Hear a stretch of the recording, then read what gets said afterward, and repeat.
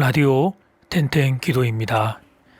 선제적 예방 조치를 위해 우리 교회는 내일 주일 예배를 온라인 예배로 전환하게 되었습니다. 여러분의 기도를 부탁드리겠습니다. 좋은 때가 있을 거야. 기다려. 다 때가 있는 거야. 때가 되면 다 알게 될 거야. 이 때라는 단어는 어릴 때부터 많이 들어온 단어입니다. 사람들은 대부분 어려운 시기에 때를 이야기합니다. 억울한 상황에서 때를 이야기하고 고난이 있는 시기에 때를 이야기합니다. 아직 때가 아니라고, 때가 올 때까지 조금만 더 기다리자고. 때를 이야기하는 사람들의 말을 잘 들어보면 때가 무엇인지 알 수 있습니다. 때는 기회이고 역전이고 희망입니다. 때는 꺼지지 않는 생명의 불꽃입니다. 살아있는 모든 것에는 때가 있기 때문입니다. 때는 살아있는 것에만 주어지는 생명의 특권입니다. 죽은 나무와 죽은 화초에게는 때가 오지 않습니다. 보잘것없고 하찮게 보여도 비참하게 느껴져도 살아있는 것에게만 때가 주어집니다. 때를 얻기 위한 한 가지 조건은 살아있어야 한다는 것입니다. 살아있는 모든 것에는 때가 오게 됩니다. 겨울 아침에 산책을 하다 보면 앙상한 가지를 보게 됩니다. 저는 봄이 되면 저 나무에 꽃들이 피고 나뭇잎이 피어날까 의심의 눈초리를 주곤 했습니다. 그런데 이듬해 봄이 되니 신기하게도 조그만 움이 돋기 시작했습니다. 또 조금 있으니 꽃이 피기 시작했습니다. 또 조금 있으니 연두빛 나뭇잎이 자라기 시작했습니다. 생명이 있는 것들이 자기의 때에 따라 움직이기 시작한 것입니다. 때가 되면 우리의 삶에 드리웠던 고통의 그림자도 지나가게 될 것입니다. 때가 되면 우리가 기다리는 소망도 이루어지게 될 것입니다. 그런데 때는 기다려야 옵니다. 살아있기만 하면 때는 반드시 우리를 찾아올 것입니다. 코로나 바이러스가 다시 기승을 부리고 있습니다. 올해 연말이면 잠잠해지겠지 기대하던 분들은 상심이 크리라 생각합니다. 그렇게 되었으면 좋은 일인데 안타깝게 현실은 반대가 되고 있습니다. 언제쯤이면 코로나가 사라지게 될까요? 내년 봄, 내년 가을? 시간에 마음이 메이면 실망도 커지게 됩니다. 그 시간이 되면 반드시 회복될 것이다.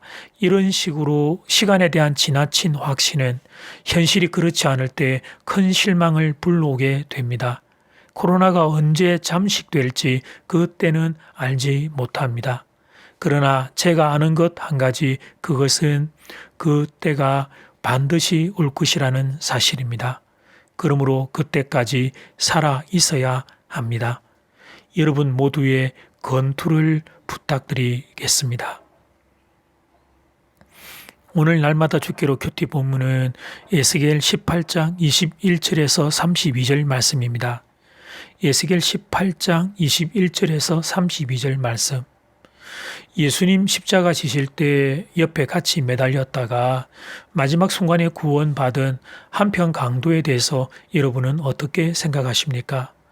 이 사람이 인생의 99.9%를 죄를 짓고 살다가 마지막 0.1% 순간에 회개했는데 천국에 가게 된다는 사실에 대해 여러분은 어떻게 생각하십니까?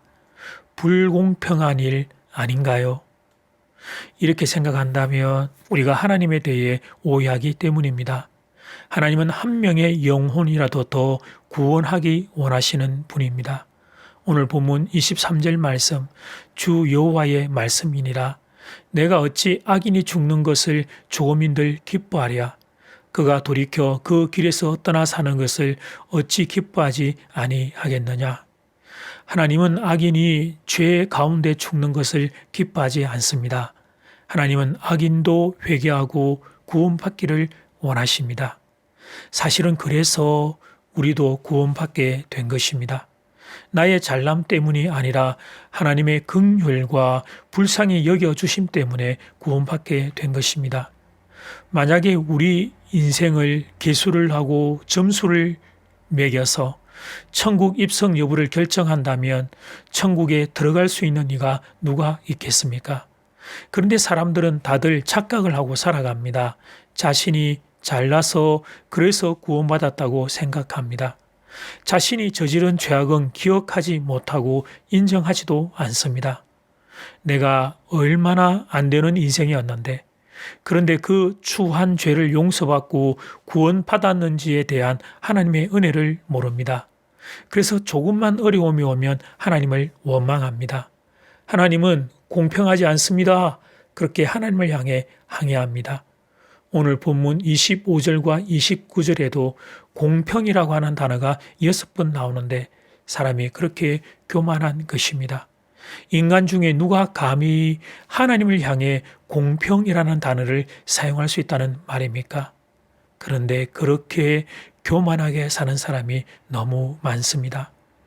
공평과 정의는 하나님이 사용하실 단어이지 인간이 사용할 단어가 아닙니다.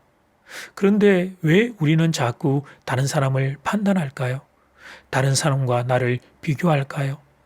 하나님과 나, 이것이 핵심인데, 하나님 앞에 선 내 자신, 이것 보는 것이 복된 마음인데, 하나님 앞에서 나는 보지 않고 우리는 왜 자꾸 다른 사람을 보는 것일까요? 사랑하는 교우 여러분, 하나님 앞에 선 단독자인 내 자신, 이것이 생명의 시선입니다. 하나님을 보고 그 앞에 선 나를 보는 것, 이것이 생명의 시선입니다. 그런데 우리의 시선은 자꾸 다른 곳으로 갑니다. 다른 사람의 잘잘못에 관심이 많고 다른 사람을 보면서 공평과 정의를 외치는 일이 많습니다. 주님 안에 사랑하는 여러분, 우리는 오늘도 하나님의 은혜가 없으면 살 수 없는 존재입니다. 그러므로 그런 인생인 내가 오늘 해야 할 일은 생명의 하나님을 향해 나아가는 것입니다. 하나님의 긍휼과 불쌍히 여김을 바라며 무릎으로 하나님을 향해 나아가는 것입니다. 오늘 말씀을 듣고 지금 이 순간 하나님 앞에 무릎을 꿇고 긍휼을 구하는 분들이 있으면 얼마나 좋을까요? 이제 첫 번째 기도 시간입니다. 받은 말씀과 개인 기도 제목을 가지고 함께 기도하는 시간입니다. 이 시간 다 함께 마음을 모아 주님 앞으로 나아가겠습니다.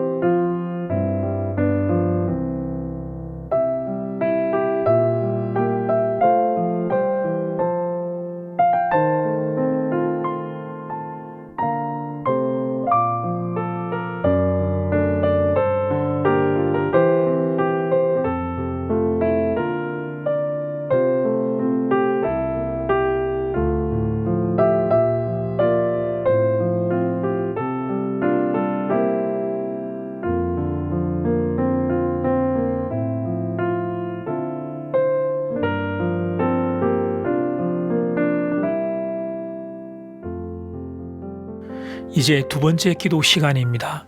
코로나 확진자가 증가 추세에 있습니다. 인근 지역의 학교의 학생과 가족이 확진 판정을 받았습니다. 거주지도 인근 지역이어서 우리 교회는 온라인 예배로 전환하게 되었습니다. 아픔을 당하고 있는 분들에게는 치유와 위로를, 코로나 바이러스가 빨리 사라질 수 있도록, 그리고 온라인 예배를 드리는 현장에도 하늘의 은혜를 부어달라고 이 시간 다 함께 마음을 모아 기도드리겠습니다.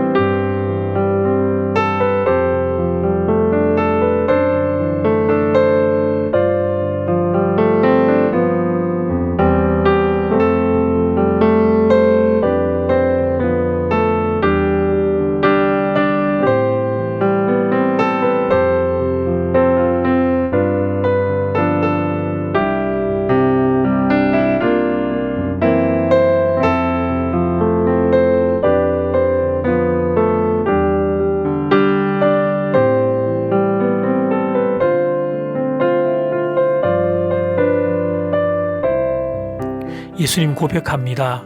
하나님 고백합니다. 오늘 또 하나님의 은혜가 없으면 살 수 없는 존재임을 고백합니다. 그러므로 그런 인생인 제가 오늘 이 시간 기도하며 하나님 앞에 드리는 모습은 하나님 앞에 무릎을 꿇고 엎드리는 것입니다. 생명의 하나님, 나를 불쌍히 여기셔서 오늘도 하늘의 긍휼을 베풀어 주시옵소서. 오늘도 하늘의 은혜를 저에게 허락하여 주시옵소서. 그리고 그 은혜를 이 땅 가운데에도 펼쳐주시기를 소원합니다. 하나님, 코로나로 인하여 아픔과 고통 가운데 있는 하나님 환우들을 불쌍히 여기시고 치료하여 주시옵소서. 바이러스가 빨리 사라지게 도와주시고 내일 온라인 예배를 드리는 모든 현장 위에 하늘 은혜 부어 주시옵소서. 예수님 이름으로 기도드립니다. 아멘. 이제는 각자 개인적으로 기도하시면 되겠습니다. 평안한 밤 되십시오.